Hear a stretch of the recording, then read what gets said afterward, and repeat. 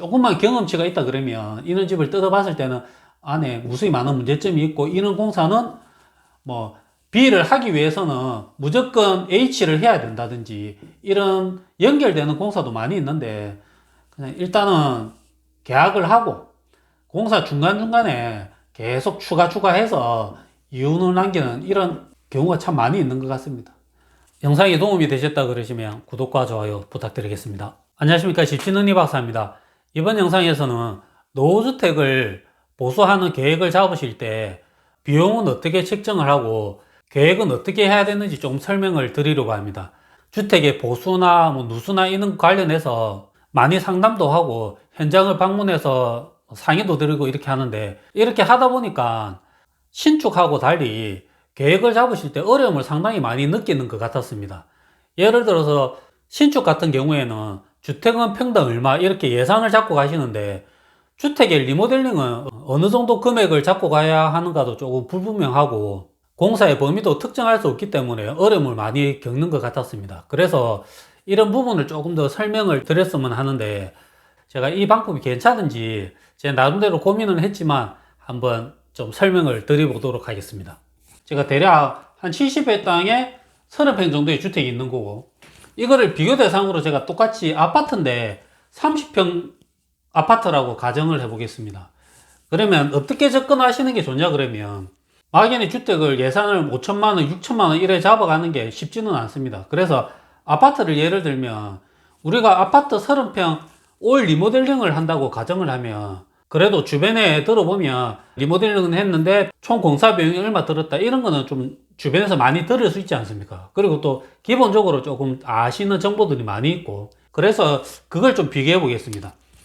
30평 아파트에 올 리모델링을 한다. 이 조건이 뭐냐 그러면 내부를 공사를 하고 그리고 창호 공사까지 같이 한다고 전제를 하겠습니다. 그러면 어느 정도 아파트 안에서 싹 뜯어서 공사하는 비용이지 않겠습니까? 이 비용을 대략 얼마 정도로 잡고 가겠습니까? 주변에서 이런 말씀도 많이 하실 겁니다. 뭐 자기는 3천만 원에 했다. 어떤 사람은 4천만 원이다. 어떤 사람은 또 5천만 원이다. 이렇게 여러 가지 나뉠 겁니다. 이렇게 나눠지는 이유는 많은 부분이 뭐 창호 공사를 어떤 제품을 썼느냐, 그리고 내부 중에서도 내부에 들어가는 가구류, 뭐 싱크대나 붙박이장 이런 걸 어떤 걸 사용을 하느냐, 바닥재를 뭘로 사용할 거냐, 뭐 장판을 사용할 거냐, 강마루를 사용할 거냐, 강마루 아니고 또 원목 마루를 사용할 거냐, 안 그러면 뭐 포리니 타일이나 이런 계열로 갈 거냐, 그런 거에 따라서 이런 금액은 좀 나눌 수 있다고 생각합니다. 이 기준은 영상을 보시는 분이 편하게 잡으시면 됩니다. 자기는 아파트 한 3천만 원 기준 하는 게 맞다 싶으면 3천만 원 기준으로 가시고, 자기는 한 5천만 원 정도 들어야 되겠다 이렇게 생각하시면 5천만 원을 기준으로 가시면 됩니다. 저는 이 중간인 일단 한 4천만 원 정도를 생각을 해 보겠습니다. 제가 어떻게 적용을 하냐 그러면, 주택도 똑같이 저희가 리모델링을 하게 되면 아파트처럼 내부 공사도 하고 창호도 당연히 바꿀 겁니다. 그러면 똑같은 형태라고 보고 4천만 원을 예상하면 되지 않겠습니까? 그러면 여기서 좀 중요한 부분이 있는데 몇 가지가 있습니다. 여기에서 놓치는 부분이, 아파트는 바닥 난방을 어떻게 하십니까? 바닥이라 그러면 저희가 강마루나 장판을 말씀드리는 게 아니라 바닥에 온수 난방에 깔려있는 배관입니다. 그 바닥을 싹 드러내고 아파트 리모델링 하는 경우는 제 생각에는 상당히 드물 거라고 생각합니다. 배관에 온수 난방 배관에 큰 문제가 있지 않은 이상은 바닥에 난방을 철거를 하지 않고 그대로 사용을 할 것입니다. 그런데 생각해 보시면 주택을 리모델링 한다 그러면 대부분 많은 부분에서 바닥 난방 공사를 별도로 합니다. 배관을 싹 드러내고, 안 그러면 그 위에다가 다시 배관을 깔아서 몰타를 치든지, 안 그러면 그 바닥을 철거를 다 해서 난방을 공사를 할 겁니다. 그리고 또 하나가 뭐냐 그러면 천장입니다. 그런 분도 계실 겁니다. 아파트 리모델링을 하면서 천장도 다 뜯어내고 다시 천장을 치는 경우도 있을 겁니다. 그렇지만 조금 드물지 않겠습니까? 그렇게 천장을 다 드러내고 하는 경우는 좀 드물 거고, 제가 여기서 4천만 원 예상을 했을 때는 내부와 창호 이렇게 천장 공사까지는 제가 감안을 안 했던 것 같습니다. 했다 그러면 집어넣으셔도 되고, 주택에서 보시면 주택은 대부분 올 리모델링을 한다고 이야기하면 천장 공사도 할 겁니다. 천장을 다 뜯어내고.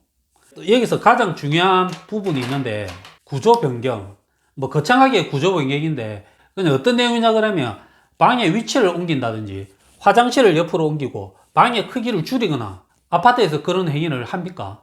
절대 그러지 않을 겁니다. 아파트에서는 벽이 구조체이기 때문에 절대 철거하거나 그러진 않습니다. 그래서 아파트를 리모델링 한다 그러면 그 구조를 그대로 사용하는 경우입니다. 여기서 조금 바꾼다 하면 베란다 확장 정도만 들어가지 방의 형태나 구조를 바꾸지는 절대 않습니다. 그런데 주택을 예를 들겠습니다. 주택을 리모델링 한다고 이야기하면 제 기준입니다. 필히 구조 변경이 들어갑니다. 주택을 리모델링 하면서 안에 평면을 그대로 유지하면서 수리하는 경우는 극히 드물었습니다. 대부분 주택이 오래돼서 리모델링을 계획하기 때문에 뭐 안에 다 털어내고 방의 위치를 변경한다든지 화장실 위치를 변경하고 주방의 위치를 변경하고 방을 한 개 더 집어넣는다든지 이렇게 위치를 많이 이동하는 공사를 하십니다. 이런 구조 변경을 하면서 또 수반돼야 되는 공사가 뭐냐 그러면 구조 보강입니다. 이런 아파트의 벽을 왜 철거를 못하게 하겠습니까? 구조적으로 문제가 있기 때문에 절대 벽을 철거 못하게 하는 겁니다. 주택도 마찬가지입니다. 어떤 분들은 내부 벽체를 무턱대고 털 수 있다고 말씀하시는데 제 기준은 좀 다릅니다. 벽을 잘못 털게 되면 상당히 큰 문제가 생기기 때문에 주택일수록 그런 부분은 잘 살펴야 된다고 생각을 합니다. 막 어떤 분들은 어떤 작업자들이 왔을 때는 무조건 이 벽을 철거할 수 있다고 이야기했다 그랬는데 제 생각에는 엄청 위험한 행위이기 때문에 잘못했다가는 뉴스에 납니다. 그래서 제가 항상 말씀을 많이 드립니다. 구조를 변경하고 싶다 그러면 구조 보강도 같이 병행이 돼야 됩니다. 상당히 중요한 부분입니다. 그러면 여기까지만 제가 설명을 드리겠습니다. 제가 좀 전에 30평 아파트를 저희가 리모델링 할 때 제가 한 4천만 원 기준을 잡아갔습니다. 그런데 이제 바닥 난방도 이제 별도로 저희가 추가 설치를 안 하고 천장도 뜯는 행위를 잘 하지도 않고 구조 변경도 당연히 안 하고 이 세 가지를 안 하고 한 4천만 원을 예상한 겁니다. 그러면 주택에서 리모델링이라 하면 대부분 내부나 창호 공사 이 비용이 들어가고 그 다음에 바닥도 싹 걷어내고 온수 난방을 새로 할 겁니다. 그리고 천장도 싹 뜯어내고 다시 천장을 칠 겁니다. 아마도. 그리고 방의 구조도 바꿀 겁니다. 그에 따라서 구조 보강도 해야 되는 경우도 생길 겁니다. 이 구조 보강을 어설프게 하면 큰일 납니다. 제가 어떤 분 상담을 하니까 그 집주인분이 도장, 페인트를 하시는 사장님인데 저보다 더 젊었던 것 같은데 집을 한번 구조 변경을 해야 되는데 어떤 이야기를 하냐 그러면 구조 보강하려고 그러면 자기가 한 업체를 알고 있다. 그 업체에서 시키면 조금 저렴할 것 같다. 아, 그러면 하셔도 된다고. 그게 어디냐고 그러니까 자기 동네 밑에 있는 고물상을 이야기했습니다. 거기서 구조 보강을 한다고 그랬답니다. 제가 유추해 보기로는 고물상이 왜 구조 보강을 하냐 그러면 이렇게 H빔이나 이렇게 철거해서 그런 중고 H빔이 어디로 흘러가게 되겠습니까? 고물상에 흘러가게 되어 있습니다. 고물상에 흘러가게 되어 있는데 이 고물상에서 가만히 보니까 또 이제 중고 H빔을 누가 사가는 사람도 있을 거 아닙니까? 이 사가는 사람이 이렇게 보강을 한다거나 여러 가지 이제 부자재를 쓸 겁니다. 그래 가만히 생각해 보니까 이 H빔을 자기가 그냥 중고 고철로 파는 것보다 어떻게 다르게 쓰는 게 조금 더 이익이 남을 것 같으니까 이제 이 사람이 구조 보강을 하는 겁니다. 이렇게 쉽게 접근하시는 분이 상당히 있는데 제가 고물상 하시는 분을 조금 무시해서 그러는 게 아니라 구조 보강은 H빔을 세운다고 끝이 아닙니다. 그냥 엄청 정교하게 잘 세워야 됩니다. 엄청 중요한 부분인데도 그냥 일반인 분이 아니셨는데도 이렇게 계획을 하고 계셔가지고 제가 깜짝 놀란 적이 있었는데 이런 비용이 적게 안 들어갑니다. 여기서 계산을 해보면 될 거 아닙니까? 일단 4천만 원이 들어갔고 바닥 난방을 이 비용을 책정하고 천장을 치는 인테리어 비용도 생각하고 구조 변경이라면 거창하지만 벽을 허물고 다시 벽을 쌓으려 그러면 도적으로 쌓든지 뭔 행위를 해야 되지 않겠습니까? 그런 비용을 합치면 얼마가 되겠습니까? 제 생각에는 4천만 원보다 훨씬 많은 비용이 들 겁니다. 예를 들어서 뭐 5천에서 6천만 원은 들어가지 않겠습니까? 어떻게 구조 변경하느냐에 따라 또 비용이 달라지니까. 그러면 외부는 손대지 않고 아파트와 비교해서 내부만 리모델링을 해도 아파트를 기준하는 것보다 훨씬 많은 비용이 들어갈 겁니다. 그러면 여기서 좀 더 복잡해지는데 제가 설명을 좀 드리면, 이거는 어찌 보면 내부지 않습니까? 30평 주택을 구입을 해서 리모델링을 한다고 마음을 먹으면 내부만 대부분 고치려고 생각을 하는 건 아닙니다. 외부도 조금 손을 대려고 하는 경우가 많습니다. 예를 들어서 지붕에 누수가 좀 있다든지 벽 창문을 타고 이제 누수가 또 생긴다든지, 옛날 주택 같으면 대부분 외벽이 이제 조적일 가능성이 많고 지붕은 기아나 여러 가지 뭐 평슬라브일 경우도 있을 겁니다. 그렇게 됐을 때 외장을 손을 대는 경우가 반드시 생길 것 같습니다. 여기서 이제 외장을 하면 단열 공사도 따라갈 겁니다. 조금 전에 제가 설명하다가 놓쳤는데, 아파트 저희가 리모델링을 하거나 이렇게 할 때 단열 공사나 이런 건 크게 신경을 많이 안 쓸 겁니다. 왜냐하면 기본적으로 많이 돼 있고 외부에 면하는데 단열이 돼 있는데 그걸 다 뜯어내고 다시 단열 공사를 하는 경우는 아파트에서는 잘 없을 겁니다. 그렇지만 주택을 만약에 공사한다 그러면 내부를 싹 드러냈을 때도 내부에 단열 공사가 무조건 들어갈 겁니다. 그것도 상당히 중요한 부분이고, 외장에서도 외장재를 어떻게 사용할 거냐, 그대로 사용할 거냐, 또 지붕이나 또 옥상 같은 게 있다 그러면 방수나 이런 부분도 외적인 부분이 많은 비용이 들어갈 겁니다. 당연히 이 비용도 꼭 추가로 생각을 하셔야 되지 않겠습니까? 그리고 또 하나가 더 있습니다. 아파트 리모델링 공사하면서 집 안 공사만 하면 끝나지 않습니까? 아파트는. 그렇지만 주택은 어떻습니까? 대지가 70평이고 30평 주택이다. 나머지 40평 마당을 조금은 정리할 수도 있을 겁니다. 외부 부대 공사를 그러는데 이 부분도 해당이 될 거라 생각합니다. 외부 공사를 하면 저기에서 대표적으로 뭐 마당 공사, 담장 공사, 대문 공사가 있을 겁니다. 또 어떤 경우는 우호수 배관 공사도 당연히 또 포함되는 경우도 있을 겁니다. 왜냐하면 뭐 화장실 위치를 바꾼다든지 이렇게 해서 외부로 우호수 배관을 별도로 빼내는 경우도 간혹 생기기 때문에 이런 비용도 부수적으로 생길 겁니다. 그러면 제가 조금 전에 내부 공사를 할 때 5천에서 6천을 벌써 잡았지 않습니까? 외장을 손을 대게 되면 비용이 얼마나 많이 늘어나겠습니까? 어떻게 하느냐에 따라 금액은 달라지겠지만 외부 공사도 뭐 담장이나 대문, 마당의 마감 재료 이런 거는 건축주의 의견에 따라 이제 공사 비용이 달라지는 비용입니다. 우호수 배관은 그런 비용이 아니지 않습니까? 우호수 배관 비용은 건축수가 여기서 뭐 크게 바꿀 수 있는 비용은 아니라고 생각합니다. 이런 것처럼 여기서도 또 비용이 발생을 할 겁니다. 이 5, 6천만 원에서 외장 비용도 더하고 하게 되면 더하고 안 하면 빼도 되는 겁니다. 외부 마당 공사도 하게 되면 이 비용도 돼야 저기 30평의 주택의 보수 공사 비용이 나오는 겁니다.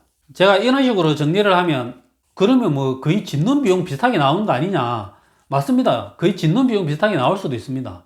그래서 이제 계획을 하다 보니까 어떻게 잘 아시는 분들은 어설프게 해서 저 집을 고치려고 하지 않고 아예 그냥 신축으로 가시는 분도 많이 있습니다. 그렇지만 이제 주변 여건이나 이런 게 신축을 하면 장점보다 단점이 많은 집도 있고 사실은 그래서 비용이 많이 들더라도 리모델링을 진행하시는 분도 상당히 있습니다. 그렇지 않고는 제대로 된 리모델링을 하면 거의 신축 못지않은 비용이 발생을 합니다. 제 생각에는 이걸 꼭 염두에 두고 작업을 하셔야 됩니다.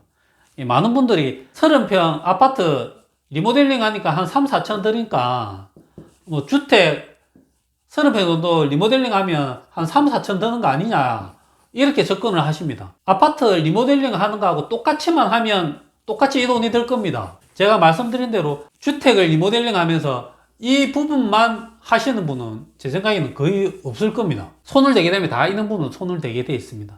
그래서 비용이 많이 들어가는 겁니다. 주택을 리모델링 할 때 계획을 하고 나서 업체와 미팅을 할 거 아닙니까? 이제 상담을 하면 대부분 건축주분들이 자신이 아는 만큼 A, B, C, D만 물어보면 이 시공자는 또 A, B, C, D만 견적을 해줍니다. 그러면 이렇게 공사를 진행하는 겁니다. 그럼 예산이 작게 나오니까. 그런데 이제 실제로 저런 집은 안에 공사를 해보면 건축주가 알고 있지 못했던 A, B, C, D 말고 이런 많은 무수한 부분들이 발생을 합니다. 그러면 그때 돼서 이렇게 비용이 또 발생을 할 거 아닙니까? 그러면 처음에 계획했던 것보다 비용이 상당히 늘어나니까 그때 돼서는 이제 여기서 수도업도 할 수도 없을 뿐더러 이 공사를 하지 않으면 집이 제대로 되지 않는다는 게 눈에 보이기 때문에 이런 추가 비용을 들어가면서 공사를 하게 되어 있습니다. 그러면 나중에는 총 공사 금액에서 무조건 알파가 붙을 거 아닙니까? 이렇게 해서 집이 완성되고 난 이후에는 예산했던 것보다 너무 금액이 오버돼서 쏘갔다 이런 느낌을 많이 받으시는 것 같습니다. 어떻게 보면 처음에 만났을 때 이 시공자의 능력에 따라 다르겠지만 자기가 아는 만큼 설명을 해줘야 되는데 자기가 나머지 이 부분을 자기가 알고 있으면 건축주가 모르면 이 부분을 가르쳐 줘야 되는데 제 생각에는 이렇게 가르쳐 줘 가면서까지 공사 비용을 책정을 하고 알려주는 시공자는 거의 없다고 생각합니다. 제가 그렇게 해서 많이 잘려 나갔습니다. 눈에는 안 보이지만 실제로 집을 짓게 되면 이 말고도 많은 일들이 있습니다. 특히나 이제 저는 보수공사는 상당히 어렵습니다. 보통 한 30년 정도 된 집을 이제 보수를 하면 안에 뜯어보면 깜짝 놀랍니다. 이렇게 말씀드리기도 합니다. 예전에 사셨던 분은 로또 맞으셨다고. 그 이유가 뭐냐 그러면 그때까지 안 무너지고 그 집에 살았던 게 용한 겁니다. 뜯어보면 진짜 아슬아슬하게 되어 있는 경우가 많습니다. 그렇게 되면 당연히 여기서 추가 비용이 발생을 할 거 아닙니까? 시공자가 미리 그 내용을 인지를 하고 조금 알려주면 좋은데 참 그러지 않아서 좀 아쉽습니다. 뭐 어떤 시공자는 그 내용을 몰라서 자기 아는 만큼 이것만 견적했을 수도 있지만 조금만 경험치가 있다 그러면 이런 집을 뜯어봤을 때는 안에 무수히 많은 문제점이 있고 이런 공사는 뭐 B를 하기 위해서는 무조건 H를 해야 된다든지 이런 연결되는 공사도 많이 있는데 그냥 일단은 계약을 하고 공사 중간중간에 계속 추가해서 이윤을 남기는 이런 경우가 참 많이 있는 것 같습니다. 이렇게 안 하면 또 제 생각에는 수주가 안 되니까 이럴 수도 있을 것 같습니다. 제가 도면 가지고 견적을 하고 이렇게 해도 도면에 누락되어 있는 경우가 많이 있습니다. 도면으로 견적을 하면 도면이 완벽하지 않는 경우가 상당히 많이 있습니다. 관공서 건물이라든지 대규모 건물을 지을 때 도면은 안에 샵 같은 상세 도면이 잘 되어 있지만 제가 일반적으로 짓는 건물 어느 정도 한 몇십억 되는 상가 건물도 마찬가지입니다. 몇억 되는 규모도 마찬가지고 다 도면을 보면 그 상세 도면이 없으면 마감이 안 떨어지는 경우도 많이 있습니다. 그러면 마감을 짓기 위해서는 어떤 재료를 공사를 더 해야 되는데 그렇게 되면 설계 변경이 일어나고 추가 비용이 발생하고 그런 경우도 많이 있습니다. 그러니까 이런 소규모 주택은 도면이 거의 허가를 받을 수 있는 그 정도 수준이지 상세 도면이 없기 때문에 더더욱더 문제가 많이 생깁니다. 이런 것처럼 이런 주택을 할 때도 마찬가지입니다. 눈에 안 보이는 공사가 너무 많기 때문에 그런 걸 감안해서 저희가 견적을 넣으면 무조건 잘려 나가는 겁니다. 사기꾼 소리 바로 듣습니다. 다른 사람은 한 5천만 원이면 된다 그랬는데 얘는 왜 7천, 8천 부르냐고. 제가 생각할 때는 무조건 7, 8천이 돼야 마무리가 되는데 5천에 할 수 있다 그러니까 그 사람한테 하는 겁니다. 하고 나면 나중에 그 사람도 똑같이 7, 8천, 9천 이렇게 넘어가는 겁니다. 이제 그때 돼서는 그 이전에 받았던 견적이 좀 현실적이었구나 이렇게 생각할 수도 있겠지만 또 기분이 나쁘면 다 사기꾼으로 모는 겁니다. 원래 5천원으로 할 수 있는 거였는데 다 전부 다 7, 8천에 다 했다고. 그런 것처럼 제가 말씀드리고 싶은 요지는 이런 주택을 보수하는 게 적은 비용이 들고 이런 집이 보수가 쉽다고 느끼는 경우가 많은 것 같은데 상당히 어렵습니다. 변수도 많이 생기고 또 추가해야 되는 공사도 많이 생기고 그리고 하나로 말씀드리면 예전에는 인건비가 더 싸지 않습니까? 자재비가 더 비쌌고 근데 지금은 자재비는 실제로 공사에서 큰 비중을 많이 안 차지합니다. 인건비가 상당히 많은 비중을 차지하는데 이런 주택을 보수공사하면 인력으로 해야 되는 일이 상당히 많이 생깁니다. 뭘 깨내고 뭘 파내고 여건이 좋으면 포크레인으로 그냥 한번 딱 파면 될 걸 한 두 사람이 붙어서 하루 정도로 파야지 되는 일도 있습니다. 그렇게 되면 얼마나 손해가 크겠습니까? 그런 것처럼 비효율적인 일들이 너무 많이 주택의 보수공사에는 발생을 하기 때문에 쉽게 생각하시면 안 됩니다. 그래서 너무 또 걱정을 하시고 접근을 하시라는 것은 아닙니다. 제가 조금 전에 말씀드린 이 정도를 좀 생각하시라고 잘 모르겠다 싶으면 이 영상을 이렇게 보실 수 있을 정도 되면 충분합니다. 많이 뒤져보셔가지고 공부를 하셔야 됩니다. 외장재는 어떤 게 있고 누수가 됐을 때는 어떻게 처리하는 게 맞다 여기 보시면 인테리어는 뭐 특별하진 않지만 주택의 외부나 뭐 옥상이나 이런 방수 관련해서 이런 거는 시공자를 만나서 현장을 보일 때마다 다 사람들이 말하는 말이 다 다를 겁니다.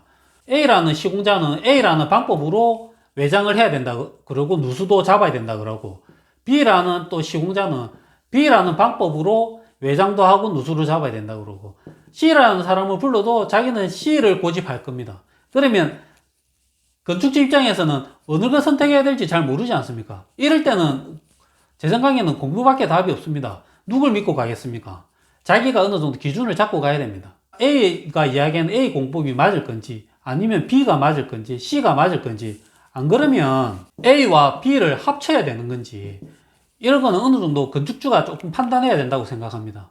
좋은 시공자를 만나면 아무 걱정 안 해도 알아서 해주겠지만, 그런 사람은 상당히 드물기 때문에 조금 공부를 많이 하시는 게 좋다고 생각을 합니다. 영상이 도움이 되셨다 그러시면 구독과 좋아요 부탁드리겠습니다.